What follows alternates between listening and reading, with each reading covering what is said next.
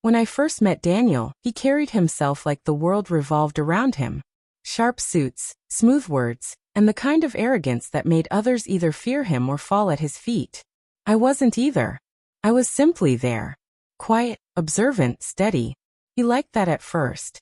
He used to say my calmness was his anchor, my silence his comfort. But as his career soared and his ego ballooned, that same silence became the target of his ridicule. "You never fight back, Claire," he would sneer in front of his colleagues. "That's why you'll never achieve anything. You're weak." I would smile, sip my wine and stay silent.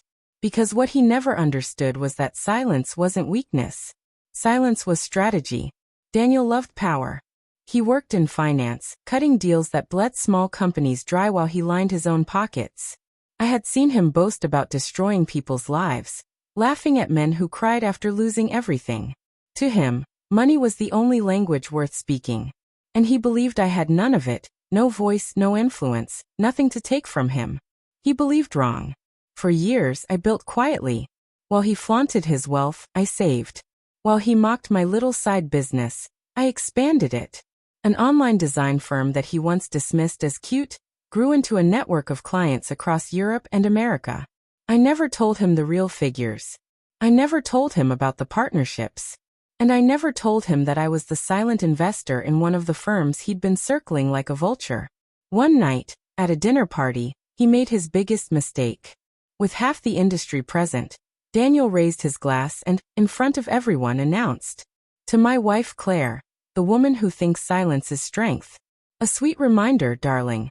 Silence is just another word for weakness. Maybe one day you'll prove me wrong." Laughter rippled across the room. My face burned, but not from shame. From clarity. That was the moment I knew exactly how he'd fall. I didn't confront him. I didn't scream or argue. I simply smiled and kissed his cheek like the obedient wife he thought I was. And then I began my quiet war. Behind the scenes, I made moves. The company Daniel had been eyeing for takeover, Harper & Lane, I already owned 40% of it under a shell name. He thought he was circling prey. In reality, he was circling me. Through quiet negotiations, I secured the rest. Overnight, the company he wanted to bleed dry became untouchable. But I didn't stop there. I dug into his accounts, his hidden investments, his debt trails he thought no one noticed. Years of arrogance had made him sloppy. And with every discovery, I positioned myself closer to the moment of strike. Then came the day.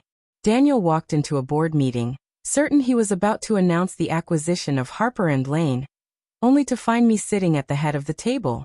His face paled. "Claire, what are you doing here?" I didn't answer immediately. I let silence stretch, the same silence he always mocked. The boardroom grew tense, eyes darting between us. Then with a calm voice I said, "You called me weak for years, Daniel. But today, my silence speaks louder than your arrogance. Harper & Lane isn't yours. It's mine." Gasps filled the room. Papers shuffled. His jaw tightened. "You can't." I already did. That was the day Daniel's empire began to collapse. Without Harper & Lane, he couldn't secure the credit he needed for his other ventures. Investors lost faith. Partners pulled out. One by one, the pillars of his empire crumbled, and all he could do was watch. At home he screamed. He begged. He accused me of betrayal. "How could you do this to me?" he roared. I finally answered with the silence he once despised. I packed my bags.